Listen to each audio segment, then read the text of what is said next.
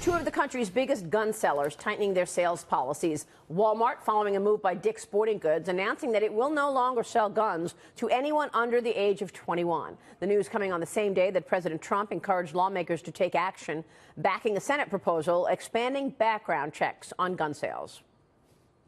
We're going to get this done in a bipartisan manner. I'm not even worried about 60 votes. I think you underestimate the power of the gun lobby. So. No, I'll tell you what. The reason I had lunch with the NRA on Sunday, I called them. I said, you got to come over. I said, fellas, we got to do something. And they do have great power. I agree with that. They have great power over you people. They have less power over me. I don't need it. What do I need? It takes so long to go to court, to get the due process procedures. I like taking the guns early, like in this crazy man's case that just took place in Florida. He had a lot of firearms. They saw everything. To go to court would have taken a long time. So you could do exactly what you're saying, but take the guns first, go through due process second. There's your quote, Jagan McDowell. Again, I don't know how you, I don't know how as the leader of the country that you say that.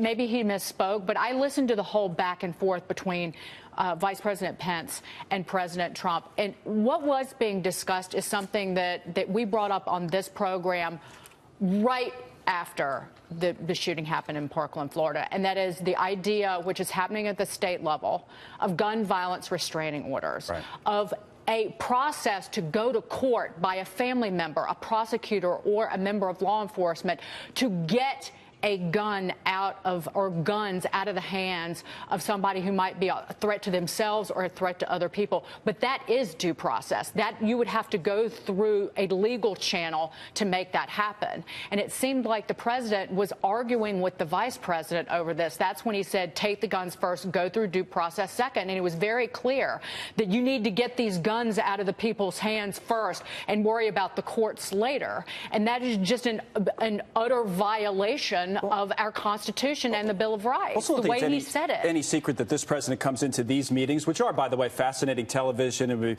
we've watched them a few times on a number of different topics. I mentioned immigration earlier. Now it's on gun safety yesterday. He doesn't come into these meetings as traditionally prepared as someone else would for a meeting like that. In other words, being briefed on policy with policy papers and having read through the minutiae of the details. He kind of takes this big picture approach. But this is not minutiae. I'm not going to defend the president on this because this is not minutiae. No, I'm not necessarily defending him either. I'm just saying he takes a big picture, 30,000-foot approach on it and then lets everybody else fill this in. And I'm not sure that there was an understanding of a gun safety restraining order from the vice president when he was explaining it to the president and how the timing of that actually works out in terms of due process. He should watch Mornings with Maria more often. And then he would have an understanding of what these restraining orders are about, because, again, states like California, Oregon, and even Indiana, Mike Pence's home state, and Washington State have adopted them. Do you want me to quickly go through what the president was talking about? He's opposed to the concealed carry reciprocity. Right. We have a list of what he wants to show. Do you want to put that list up? He's expected to announce actions today, including fixing the FBI tipster program. You were saying that it's obviously also the background checks. All right. Yesterday, what he seemed to be opposed to is including the concealed carry reciprocity agreement in any bill. He's for merging the fixing the database, the background check database, with a bill from Senators Toomey and Manchin, which is a universal background check, which would force gun shows to run background checks on people. Raising the age to 21 for buying long guns, but no due process with But he doesn't want the reciprocity in that same bill. He does not want that. He wants a separate bill on the reciprocity. Because he doesn't think that can get passed, and he may be right about that.